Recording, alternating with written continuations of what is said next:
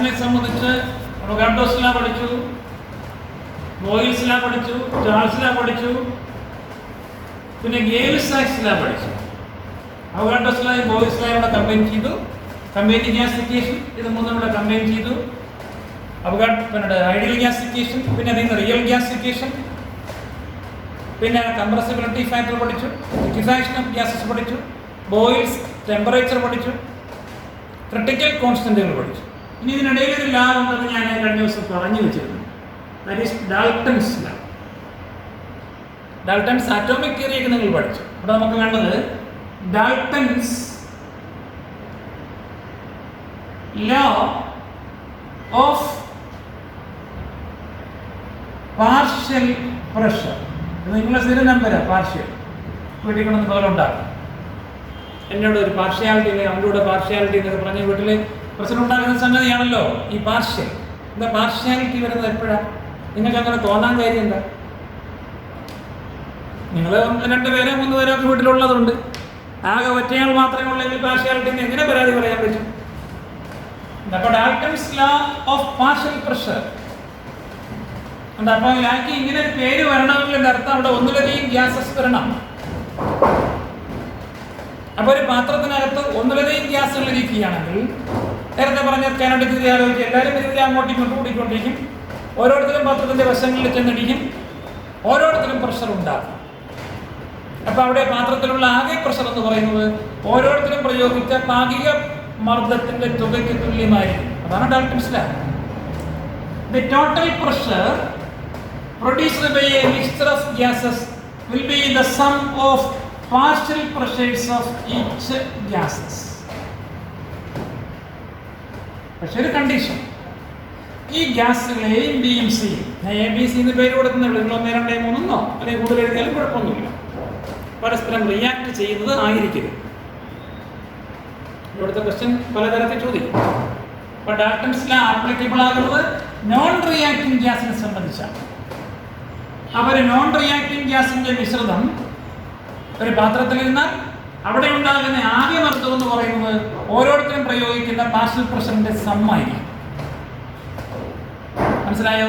The total pressure produced by a mixture of non-reacting gases will be the algebraic sum of partial pressures of individual gases. This is called Dalton's law of partial pressure. ഞാൻ കൂട്ടിയെടുത്ത് വിട്ടെടുത്താൽ മതി, ഭാഗ്യത്തിനകത്ത് അറിയില്ലല്ലോ.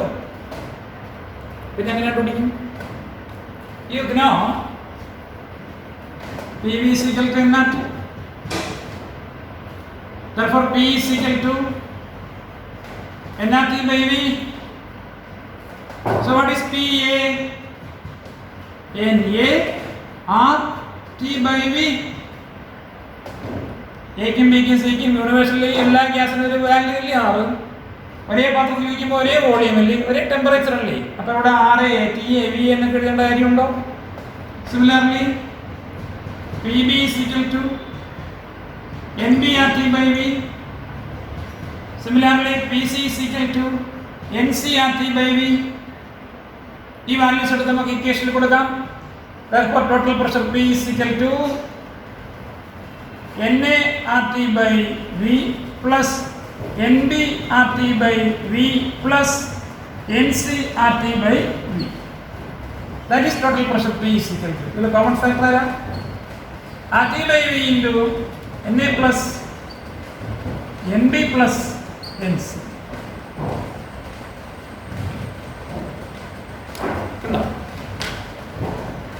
ഇതാണ്. അപ്പം നിങ്ങൾക്ക് ആ പാത്രത്തിൻ്റെ volume തന്നിരിക്കും, temperature തന്നിരിക്കും, ആകെ തരേണ്ട കാര്യമില്ല, നമുക്ക് അറിയാം. പിന്നെ ഓരോ ഗ്യാസിൻ്റെ നമ്പർ ഓഫ് മോൾസ് നമുക്കറിയാം. എങ്കിൽ നമുക്ക് ടോട്ടൽ പ്രഷർ കണ്ടുപിടിക്കാം. ഭാഗ്യത്തിന് നമ്പർ ഓഫ് മോൾസ് തരില്ല. പകരം നിങ്ങളോട് പറയാണ് 100 gram CO2, 50 gram ammonia, 10 gram hydrogen. ഇതിൻ്റെ നമ്പർ ഓഫ് മോൾസ് തരണം. മാസ് തന്നിട്ടുണ്ട്. മോളിക്കുലർ മാസ് നിങ്ങൾക്കറിയാം. Given mass by molecular mass number of moles ആയില്ലേ? അങ്ങനെ അങ്ങോട്ട് കണ്ടുപിടിച്ചിട്ട് സബ്സ്റ്റിറ്റ്യൂട്ട് ചെയ്യാം. പ്രോബ്ലം ആയിക്കഴിഞ്ഞു. ചിലപ്പോൾ നമുക്ക് ടോട്ടൽ പ്രഷർ എങ്കിൽ തരും, ഓരോന്നിൻ്റെയും പ്രഷർ കണ്ടുപിടിക്കാൻ പറയും. എങ്കിലുള്ള ഫോർമുല എന്താണെന്ന് അറിയാമോ? PA is equal to P into XA. എന്താണ് X? Mole fraction. നിങ്ങൾ ഓരോരുത്തരുടെയും നമ്പർ ഓഫ് മോൾസ് കണ്ടുപിടിക്കുക. എന്നിട്ട് ആരുടെയാണോ പ്രഷർ കണ്ടുപിടിക്കുന്നത് അയാളുടെ നമ്പർ ഓഫ് മോൾസിനെ ടോട്ടൽ നമ്പർ ഓഫ് മോൾസും ഡിവൈഡ് ചെയ്യുക. അപ്പോൾ നിങ്ങൾക്ക് മോൾ ഫ്രാക്ഷൻ കിട്ടും. ബേസിക് കൺസെപ്റ്റിൽ പഠിച്ചിട്ടുണ്ട്. അപ്പോൾ ടോട്ടൽ പ്രഷറിനെ മോൾ ഫ്രാക്ഷൻ കൊണ്ട് മൾട്ടിപ്ലൈ ചെയ്താൽ പാർഷ്യൽ പ്രഷർ കിട്ടും. ഈ ഇക്വേഷൻ മനസ്സിലോർത്ത് വെച്ചേക്കുക. ഇക്വേഷൻസിന്റെ പൊടിപൂരം തന്നെയാണ്.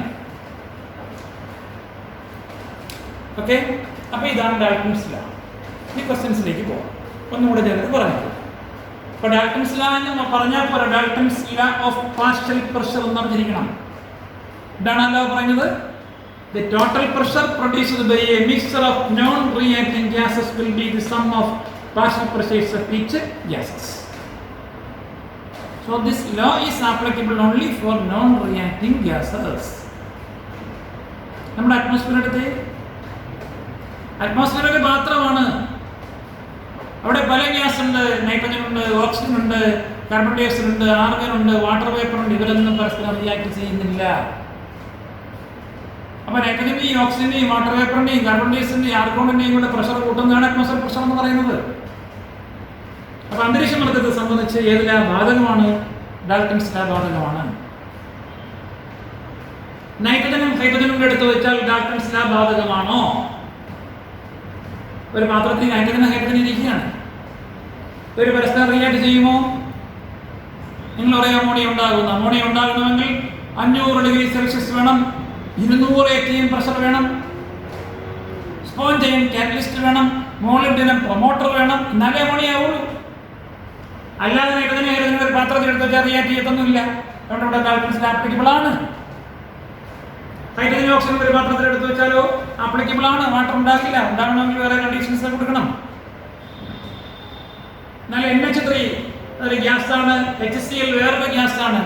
ഇവർ കണ്ടുമുട്ടിയ റിയാക്ട് ചെയ്യും. ഡാൽട്ടൺസ് ലോ ആപ്ലിക്കബിൾ അല്ല. ഹൈഡ്രജനും ക്ലോറിനും പെട്ടെന്ന് റിയാക്ട് ചെയ്യും. ഡാൽട്ടൺസ് ലോ ആപ്ലിക്കബിൾ അല്ല. അപ്പോൾ റിയാക്ട് ചെയ്യുന്നതാണോ അല്ലയോ എന്ന് അറിയണം. അതിനെ എങ്ങനെ അറിയാമെന്ന് വെച്ചാൽ നമ്മൾ വായിച്ചൊക്കെ മനസ്സിലാക്കി വെച്ചേക്കും.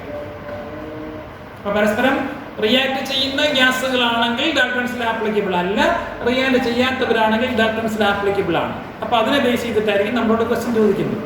ഏതെങ്കിലും എക്സാമ്പിൾ തന്നിട്ട് ഇവിടെ ഡാൽട്ടൺസ് ലോ ആപ്ലിക്കബിൾ ആണോ അല്ലയോ എന്ന് ചോദിച്ചാൽ നിങ്ങൾ എക്സാമ്പിൾ അനലൈസ് ചെയ്ത് നോക്കണം. പരസ്പരം റിയാക്ട് ചെയ്യുന്നവരാണെങ്കിൽ ഇതുപോലെ കാര്യം പോകരുത്. നൈട്രജൻ ഹൈഡ്രജൻ റിയാക്ട് ചെയ്ത് അമോണിയ ഉണ്ടാവുമല്ലോ എന്ന് മനസ്സിലാലോചിക്കുമ്പോൾ തന്നെ നിങ്ങൾ ഒന്നും കൂടെ ആലോചിക്കണം. അവിടെ ഭയങ്കര പ്രഷറും ടെമ്പറേച്ചറും ഉണ്ടെങ്കിൽ അല്ലേ പറ്റുള്ളൂ. അങ്ങനെ ആലോചിച്ചിട്ട് ആപ്ലിക്കബിൾ ആണോ അല്ലയോ എന്ന് നിങ്ങൾ തീരുമാനിക്കണം. പിന്നെ ഇക്വേഷൻ ഡെറൈവ് ചെയ്ത വിധം മനസ്സിലായല്ലോ. പ്രോബ്ലം ചെയ്യുമ്പോൾ നമ്പർ ഓഫ് മോൾസ് തരില്ല, പകരം സാധനത്തിൻ്റെ പേരും വെയിറ്റും തന്നിരിക്കും. നമ്പർ ഓഫ് മോൾസ് കണ്ടുപിടിച്ച് അതിനകത്ത് സബ്സ്റ്റിറ്റ്യൂട്ട് ചെയ്യണം.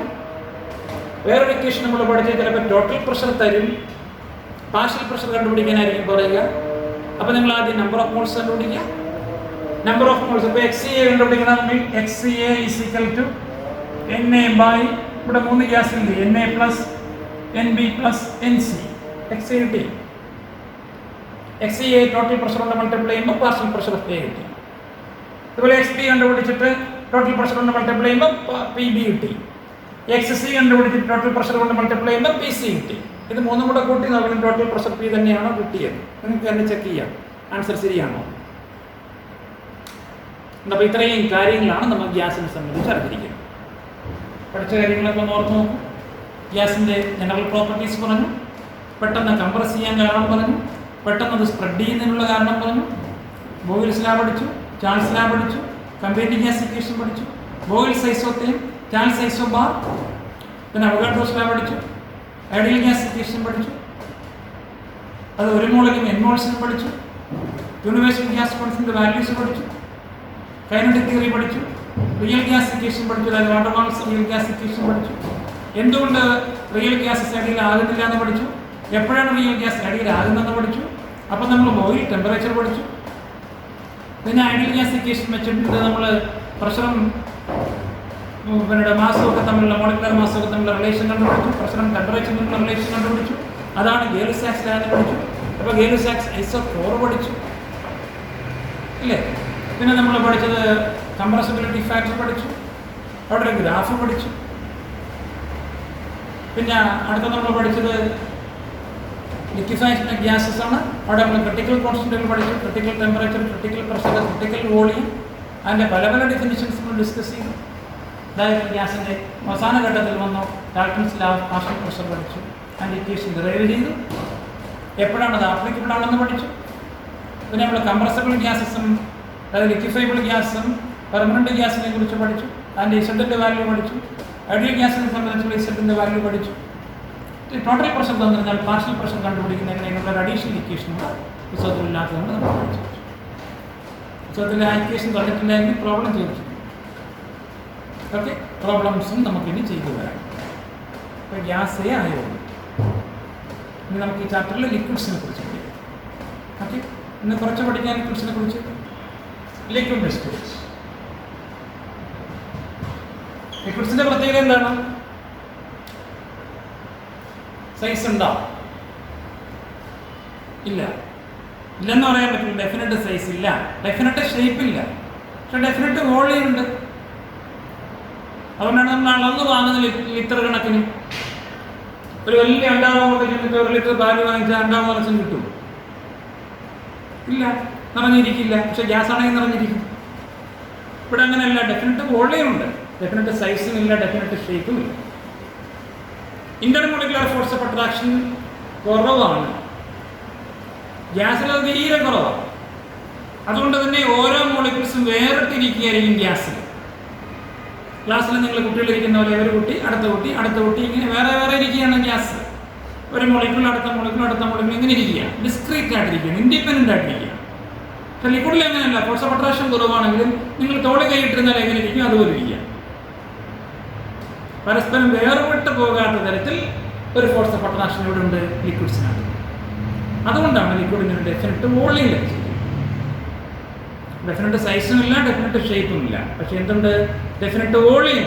ആ ഡെഫിനറ്റ് വോളിയം ലഭിക്കാനുള്ള കാരണം എന്താണ്? ഇതാണ് കാരണം. ഫോഴ്സ് ഓഫ് അട്രാക്ഷൻ തീരെ കുറവാണെങ്കിലും ഓരോ മോളിക്യൂളിനും പരസ്പരം വേർപെട്ട് പോകാൻ അവർക്ക് പറ്റുന്നില്ല. അതുകൊണ്ട് ലിക്വിഡ്സിനൊരു ഡെഫിനറ്റ് വോളിയം. മനസ്സിലായോ? ആ ലിക്വിഡ്സിൻ്റെ കുറേ പ്രോപ്പർട്ടീസാണ് നമുക്ക് ഈ ചാപ്റ്ററിൽ പഠിക്കാൻ കഴിയും. ഒന്ന്, വേപ്പർ പ്രഷർ. ഇതൊക്കെ ഈ വർഷം തന്നെ വേറൊരു ചാപ്റ്ററിലും കൂടെ വരുന്നുണ്ട്, അതുകൊണ്ട് ശ്രദ്ധിച്ച് പഠിക്കുക. Vapour pressure. 2, boiling point.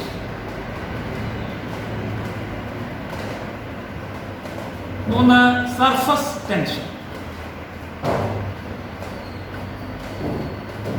4, viscous. ഇവിടെ ഈ 4 പോയിന്റേ ഉള്ളെങ്കിൽ 40ഓളം ചോദ്യങ്ങളുണ്ട്. അതാണ് പ്രശ്നം. പക്ഷെ എല്ലാം നിങ്ങൾക്ക് അറിയാവുന്നതും നമ്മുടെ ഡേ ടു ഡേ ലൈഫുമായി ബന്ധപ്പെട്ടതുമായിട്ടുള്ള ക്വസ്റ്റ്യൻസ് ആണ് ലിക്വിഡ്സിലുള്ളത് മൊത്തം.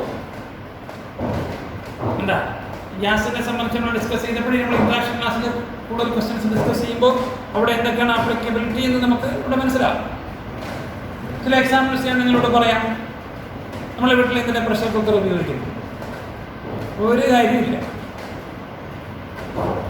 അതുകൊണ്ടാണല്ലോ പ്രഷർ കുക്കർ ഇറങ്ങിയത് കൊണ്ടാണല്ലോ നമുക്ക് സാമ്പാർ ഒരു ടേസ്റ്റ്, ഇറച്ചി വെച്ചാൽ അത് വേറൊരു ടേസ്റ്റ്, കടല വെച്ചാൽ അത് വേറൊരു ടേസ്റ്റ്. എന്താ പണ്ട് പാട്ടൊക്കെ ഉണ്ടായിരുന്നു, സാമ്പാറിൽ മുങ്ങി തപ്പി വെണ്ടയ്ക്ക കഷ്ണം കിട്ടിയത്. ഇപ്പോൾ വെണ്ടയ്ക്ക കഷ്ണം പോയിട്ട് ഒരു കഷ്ണം അതിനകത്ത് കാണില്ല, കാരണം എല്ലാം ഒരു പേസ്റ്റ് ആയിട്ടിരിക്കും. ഇങ്ങനെ പേസ്റ്റ് ഉണ്ടാക്കാനാണ് നമ്മുടെ വീട്ടിലേക്ക് എന്ത് വാങ്ങിച്ചു വെച്ചിരിക്കുന്നത്? പ്രഷർ കുക്കർ വാങ്ങിച്ചു വെച്ചിരിക്കുന്നത്. പിന്നെ എപ്പോഴാണ് പ്രഷർ കുക്കർ ഉപയോഗിക്കേണ്ടത്? നമ്മുടെ നാട്ടിൽ അതിൻ്റെ ആവശ്യമില്ലെന്നേ. പിന്നെ കാലത്തേക്ക് പിന്നെ ജോലിക്കൊക്കെ പോകേണ്ട അമ്മമാരെ വീട്ടിലുണ്ടെങ്കിൽ അവർക്ക് പെട്ടെന്ന് വേവിക്കാൻ വേണ്ടി ഇത് ഉപയോഗിക്കും. ഗ്യാസ് ലാഭിക്കാൻ വേണ്ടി ഉപയോഗിക്കാം. പക്ഷേ ഈ പറഞ്ഞ പോലെ നമുക്ക് ഒറിജിനൽ ഷേപ്പിൽ നമുക്ക് ആ ഒരു സാധനം നമ്മുടെ മനസ്സിൽ കാണുമ്പോൾ ഇന്നത് പോലെ ഇരിക്കണമെന്ന് നമ്മൾ വിചാരിച്ചാൽ അതൊന്നും കിട്ടത്തില്ല. ഈ പറഞ്ഞ വെന്ത് അവിഞ്ഞ് ആകെ നാശക്കൂടാലിയായിട്ട് കിട്ടും. ഉണ്ടോ? ചിലപ്പോൾ നിങ്ങൾ വീട്ടിൽ പറഞ്ഞു കേട്ടാണ് ഈ ചീനി ഭയങ്കര വേവാണ്. എന്താ വേവ്? ഒരുപാട് നേരം വേവിച്ചാലേ വേവ്. ചിലപ്പോൾ നമ്മൾ പോത്തിൻ്റെ ഇറച്ചി വാങ്ങിച്ച് തിന്നുമ്പോൾ ആദ്യത്തെ കഷ്ണം കഴിക്കുമ്പോൾ തന്നെ നമ്മൾ ചാടി എഴുന്നേറ്റ് ഒരു സെല്യൂട്ടൊക്കെ കൊടുക്കേണ്ടി വരും. ആർക്ക്? അത്ര പ്രായമുള്ള അമ്മാവൻ പോത്തായിരുന്നു. ഇങ്ങനെ മനസ്സിലായി? ചവച്ചപ്പോൾ പല്ലിൽ എത്തുന്നില്ല, ചവച്ച് മുറിക്കാൻ പറ്റുന്നില്ല. അപ്പോൾ ഭയങ്കര വേവാണത്. അങ്ങനെയുള്ള കേസും നമുക്ക് എന്ത് ഉപയോഗിക്കാം? പ്രഷർ കുക്കർ ഉപയോഗിക്കാം. അല്ലേ? അപ്പം എവിടെയാണ് പ്രഷർ കുക്കർ ഉപയോഗിക്കേണ്ടത്? പഠിക്കണം നമുക്ക്. അതുപോലെ നമ്മൾ ടൂറ് പോയി, മൂന്നാറിലോ കൊടൈക്കനാലിലോ ഒക്കെ ടൂറ് പോയി. അപ്പോൾ അവിടെയൊക്കെ ചെല്ലുമ്പോൾ, അല്ലെങ്കിൽ വയനാട്ടിൽ പോയി ചുരമൊക്കെ ഇങ്ങനെ കയറിയപ്പോൾ നമ്മൾ ഭയങ്കര ത്രില്ലടിച്ച് തലയൊക്കെടുത്ത് വെളിയിലിട്ട് കറങ്ങി കണ്ടുകൊണ്ടിരിക്കുകയാണ്. 5-6 ചുരം കയറി കഴിഞ്ഞപ്പോൾ നമുക്ക് തലവേദന എടുക്കുന്നു, ഓർക്കാനം വരുന്നു, മനം പുരട്ടുന്നു, ആ വേദന അടിച്ച് കിടക്കുന്നു, എല്ലാ ബഹളവും തീർന്നു. എന്തുകൊണ്ടങ്ങനെ സംഭവിച്ചു? അല്ലേ? ചിലരുടെ മൂക്കിന് ചോര വരുന്നു. കാരണം എന്ത്? ചോര ഇറങ്ങി വന്നപ്പോഴോ വണ്ടി പറപറ ഇറങ്ങി അങ്ങ് താഴെ ചെന്നു. അവിടെ ചെന്ന് കക്കൂസി പോകണമെന്ന് നമുക്ക് തോന്നി. എന്താ കാര്യം? കണ്ടോ? കാരണം ഇനിയിപ്പോൾ മഞ്ഞുമാസം വരാൻ പോകണം, ഡിസംബർ മാസമൊക്കെ വരാൻ പോകണം. അപ്പോൾ നമ്മുടെ അവിടെയൊക്കെ വീട്ടിൻ്റെ പരിസരത്തൊക്കെ ഇറങ്ങി നോക്കിയാൽ ചില പുല്ലിൻ്റെയൊക്കെ അറ്റത്ത് നല്ല മഞ്ഞത്തുള്ളി ഇങ്ങനെ വന്നിരിക്കുന്നു. Due drops. അതിൻ്റെ ഷേപ്പ് എന്താ? സ്പെറിക്കൽ ഷേപ്പാണ്. എന്തുകൊണ്ട്? ഈ മാസമൊക്കെ നമുക്ക് ജനലൊക്കെ തുറക്കാൻ നിങ്ങൾ ശ്രദ്ധിച്ചിട്ടുണ്ടോ? ജനലിൻ്റെ മുകൾ വശം ഇളകി വരും, പക്ഷെ താഴെ വശം നമ്മൾ കിടന്ന് തള്ളി ഉപ്പാടി. നമ്മൾ ജനൽ തുറക്കാൻ പറ്റിയ കിടന്ന് തള്ളുമ്പോൾ മുകൾ വശം പെട്ടെന്ന് ഓപ്പൺ ആവും, പക്ഷെ താഴെ വശം ഇളകി വരാൻ ഇത്തിരി ബുദ്ധിമുട്ടാണ്. പഴയ ഇവരാണെങ്കിൽ പറയുന്നുണ്ട. എന്തുകൊണ്ട് അങ്ങനെ സംഭവിച്ചു? ആ വിൻഡോ പ്ലാന്റ്സിൻ്റെ ലോവർ എന്തുകൊണ്ട് ഇങ്ങനെ കട്ടിക്കൂടി? പിന്നെ എന്തോന്നാണ് അടിയൊഴുക്ക്? ഇംഗ്ലീഷിൽ ലാമിനാർ ഫ്ലോ എന്നൊക്കെയാണ് വിളിക്കുന്നത്, അടിയൊഴുക്ക്. അവിടെ ഇങ്ങനെ നിറഞ്ഞൊരു നാട്ടിലേക്ക് കൊടുത്തപ്പോഴെ സൈഡിൽ നിന്ന് മടത്തറയൊക്കെ ഉള്ളവർക്കറിയാം അവിടെയൊക്കെ ആറ്, അല്ലെങ്കിൽ തുടങ്ങിയ ഒരു ഭാഗത്ത് നിന്നൊക്കെ വരുന്നവർക്കറിയാം ആറുണ്ട്, കന്യാകുമാരിയൊക്കെ ഉണ്ട് അവിടെ. അപ്പോൾ ആ പരിസരത്തുള്ളവർ ഒരിടത്ത് ആടുന്ന പിള്ളേരെ അടിയൊഴുക്കുണ്ട്, അറിയാൻ പറ്റില്ല. നമ്മൾ നോക്കുമ്പം ആറ്റിൻ്റെ മുകൾ വശം നല്ല ശാന്തമായി കിടക്കും, പക്ഷെ അടിയിൽ നല്ല ഫ്ലോ ആയിരിക്കും. എന്തുകൊണ്ട്? എന്താണ് അതിന് കാരണം? അല്ലേ? കുളിച്ചിട്ട് വന്നപ്പോൾ നമ്മളെ മുടിയെല്ലാം ഒട്ടിപ്പിടിച്ചിരുന്നു. കാരണം എന്ത്? ഇങ്ങനെ ഒരുപാട് ഡേ ടു ഡേ ലൈഫുമായി ബന്ധപ്പെട്ട ക്വസ്റ്റ്യൻസ് ആണ് നമുക്ക് ഇവിടെ ഡിസ്കസ് ചെയ്യാനുള്ളത്. ലിക്വിഡ് സ്റ്റേറ്റിൽ ഡിസ്കസ് ചെയ്യാം. എല്ലാം ഇൻട്രസ്റ്റിംഗ് ആണ്. അപ്പോൾ ഇത് ഓരോന്നായിട്ട് നമുക്ക് പഠിച്ചു. അപ്പോൾ ആദ്യത്തെ ക്വസ്റ്റ്യൻ നിങ്ങൾക്ക് അറിയാമെങ്കിലും തെറ്റിക്കുമെന്ന് എനിക്കറിയാം. എന്താണ് വേപ്പർ പ്രഷർ എന്നാണ് നമുക്ക് പഠിക്കേണ്ടത്. അപ്പോൾ ആദ്യ ചോദ്യം ഇതാണ്: എപ്പോഴാണ് ഒരു ലിക്വിഡ് വേപ്പറൈസ് ചെയ്യുന്നത്, ഇവാപ്പറേറ്റ് ചെയ്യുന്നത്? എപ്പോഴാണ് ലിക്വിഡ് ഇവാപ്പറേറ്റ് ചെയ്യുന്നത്? പറഞ്ഞോളൂ. എല്ലാവരുടെയും ഉത്തരം ഞാൻ കേട്ടു. അത് തിളയ്ക്കുമ്പോൾ. അപ്പോൾ തൽക്കാലം കെമിസ്ട്രി മതിയാക്കിയിട്ട് നമുക്ക് ജോഗ്രഫിയിലോട്ട് പോകാം. പഴയ കാലത്ത് ജോഗ്രഫിയിലോട്ട് എങ്ങനെയുണ്ട് മഴയുണ്ടാകുന്നത്? ജലാശയങ്ങൾ, വാട്ടർ ബോഡീസിലേക്ക് കിടന്നത്, ആറ്റിലും കുളത്തിലും കിണറ്റിലും കടലിലൂടെ കിടന്ന വെള്ളം ആവിയാകുന്നു. ആവിയാകുന്നല്ലേ വേപ്പറൈസേഷൻ എന്ന് പറഞ്ഞത്? നിങ്ങളെ കിണറ്റിലെ വെള്ളം തിളച്ചു മറിഞ്ഞ് കിടക്കുകയാണ്, കടലിലെ വെള്ളം തിളച്ചു മറിഞ്ഞ് കിടക്കുന്ന തിരമാല അടിക്കുന്നതാണ്. തിളച്ചു മറിഞ്ഞ് കിടക്കുകയാണെങ്കിൽ പിന്നെ മീൻ വാങ്ങിച്ചാൽ തിന്നാൽ പോരെ? പിന്നെ വേവിക്കേണ്ട കാര്യമൊന്നുമില്ലല്ലോ. എന്തൊരു മനസ്സിലായി? അങ്ങനെയാണെങ്കിൽ ശൈത്യരാജ്യങ്ങളിലൊന്നും മഴ പെയ്യില്ലല്ലോ, കാരണം തിളച്ചാലല്ലേ നീരാവി ഉണ്ടാവുള്ളൂ. അപ്പോൾ ഏത് ടെമ്പറേച്ചറിലാണ് ഒരു ലിക്വിഡ് ഇവാപ്പറേറ്റ് ചെയ്യുന്നത്, അല്ലെങ്കിൽ വെള്ളം ഇവാപ്പറേറ്റ് ചെയ്യുന്ന ഏത് ടെമ്പറേച്ചറിലാണ്? അല്ല, ഇതൊരു എൻട്രൻസ് പരീക്ഷയ്ക്ക് ചോദിച്ചാണ്. Evaporation of liquid takes place at dash. എന്നിട്ട് ആദ്യ ഓപ്ഷൻ നിങ്ങളുടെ ഓപ്ഷൻ തന്നെയായിരുന്നു, ബോയിലിംഗ് പോയിന്റ്. പിന്നെ പല പല ഓപ്ഷൻസ് ഉണ്ടായിരുന്നു. എന്ത് മനസ്സിലായി? ഒരു ലിക്വിഡ് ഇവാപ്പറേറ്റ് ചെയ്യും ഏത് ടെമ്പറേച്ചറിലും ലിക്വിഡ് എന്ത് ചെയ്യും? ഇവാപ്പറേറ്റ് ചെയ്യും. ടെമ്പറേച്ചർ കുറവാണെങ്കിൽ കുറച്ച് ഇവാപ്പറേറ്റ് ചെയ്യുമ്പോൾ, ടെമ്പറേച്ചർ കൂടുതലാണെങ്കിൽ കൂടുതൽ ഇവാപ്പറേറ്റ് ചെയ്യണം പ്രശ്നം. അപ്പോൾ അടുത്ത ബന്ധം മനസ്സിലായല്ലോ, വേപ്പറൈസേഷൻ ടെമ്പറേച്ചർ തമ്മിലുള്ള ബന്ധം മനസ്സിലായല്ലോ, ഡയറക്ട്ലി പ്രൊപ്പോർഷണൽ. പ്രധാനപ്പെട്ട ഒരു ക്വസ്റ്റ്യനാണ് നിങ്ങൾ പഠിച്ചത്, evaporation of liquids takes place at any temperature. Evaporate ചെയ്യണമെങ്കിൽ അത് വാതകാവസ്ഥയിലേക്ക് പോകണം. വാതകാവസ്ഥയിലേക്ക് പോകണമെങ്കിൽ ഞാൻ നേരത്തെ പറഞ്ഞ എക്സാമ്പിൾ ഉണ്ടല്ലോ, നമ്മൾ തോളി കൈയിട്ടിരുന്ന ആ ബലമില്ലാതാകും. അപ്പോൾ ഒരുപാട് ലിക്വിഡ് മോളിക്യൂൾസിലേക്ക് ആ ഫോഴ്സ് ഓഫ് അട്രാക്ഷൻ ഉണ്ടായിരുന്നു, അതിൽ കുറച്ചൊക്കെ അങ്ങ് പൊട്ടിപ്പോകുന്നു. ആ പൊട്ടിപ്പോയ മോളിക്യൂൾസ് എന്ത് ചെയ്യുന്നു? ഗ്യാസ് സ്റ്റേറ്റിലേക്ക് പോകും. നിങ്ങൾ കൂടുതൽ ടെമ്പറേച്ചർ കൊടുത്താൽ കൂടുതൽ ഫോഴ്സ് ഓഫ് അട്രാക്ഷൻ ബ്രേക്ക് ചെയ്ത് പോകും. ആ ബ്രേക്ക് ചെയ്ത് പോയ മോളിക്യൂൾസ് എല്ലാം ഏത് സ്റ്റേറ്റിലേക്ക് പോകും? വേപ്പർ സ്റ്റേറ്റിലേക്ക്. അപ്പോൾ ലിക്വിഡിന്റെ മണ്ടയിൽ വേപ്പർ എപ്പോഴും കാണും. ആ വേപ്പർ പ്രയോഗിക്കുന്ന പ്രഷറിനെ വിളിക്കുന്ന പേരാണ് വേപ്പർ പ്രഷർ. അപ്പം ഇങ്ങനെയായിരിക്കും ലിക്വിഡും വേപ്പറും കൂടെ. എന്താ ഈ പ്രോസസ്? റിവേഴ്സിബിൾ പ്രോസസ്സാണ്. നിങ്ങൾ ഫസ്റ്റ് ഇയർ 10ാം ക്ലാസ്സിലൊക്കെ പഠിച്ചിട്ടുണ്ടായിരിക്കും. ലിക്വിഡ് വേപ്പറൈസ് ചെയ്തുകൊണ്ടിരിക്കും, വേപ്പർ കണ്ടൻസ് ലിക്വിഡ് ആയിക്കൊണ്ടിരിക്കും. ഇതൊരു ഇക്വിലിബ്രിയത്തിലിരിക്കുകയായിരിക്കും ഓരോ ടെമ്പറേച്ചർ. ഈ ഇക്വിലിബ്രിയം കണ്ടീഷനിൽ ഈ വേപ്പർ പ്രയോഗിച്ച പ്രഷറിനെ വിളിക്കുന്ന പേരാണ് വേപ്പർ പ്രഷർ. ലിക്വിഡും വേപ്പറുമായി ഇക്വിലിബ്രിയത്തിലിരിക്കുമ്പോൾ ആ വേപ്പർ അക്സെപ്റ്റ് ചെയ്യുന്ന പ്രഷറിനെ വിളിക്കുന്ന പേരാണ് വേപ്പർ പ്രഷർ. മറന്നു പോകരുത്. അടുത്ത നമുക്ക് ഇക്വിലിബ്രിയം ഒരു ചാപ്റ്റർ പഠിക്കാനുണ്ട്. അതിനകത്ത് നമുക്കത് ഉപയോഗിക്കണം. സെക്കൻഡ് ഇയറിൽ നിരവധി തവണ ഇത് ഉപയോഗിക്കേണ്ടതായിട്ട്. അപ്പോൾ 2 ചോദ്യങ്ങൾ പഠിച്ചു. എപ്പോഴാണ് ഒരു ലിക്വിഡ് ഇവാപ്പറേറ്റ് ചെയ്യുന്നത്? 2 ഒരുപാട് പഠിച്ചു. ലിക്വിഡിൻ്റെ ജനറൽ പ്രോപ്പർട്ടീസ് പഠിച്ചു. ലിക്വിഡിന് എന്തുകൊണ്ട് വോളിയം കിട്ടുന്നു, ഡെഫിനറ്റ് ആയിട്ട് കിട്ടുന്നു, കാരണം പഠിച്ചു. ലിക്വിഡ്സിൻ്റെ പ്രോപ്പർട്ടീസ് എന്തൊക്കെയാണെന്ന് പഠിച്ചു. ലിക്വിഡ് ഇവാപ്പറേറ്റ് ചെയ്യുന്ന ടെമ്പറേച്ചർ ഏതാണെന്ന് പഠിച്ചു. എന്താണ് വേപ്പർ പ്രഷർ എന്നാണ് നമ്മളിപ്പോൾ പഠിച്ചത്. വേപ്പർ പ്രയോഗിക്കുന്ന പ്രഷർ.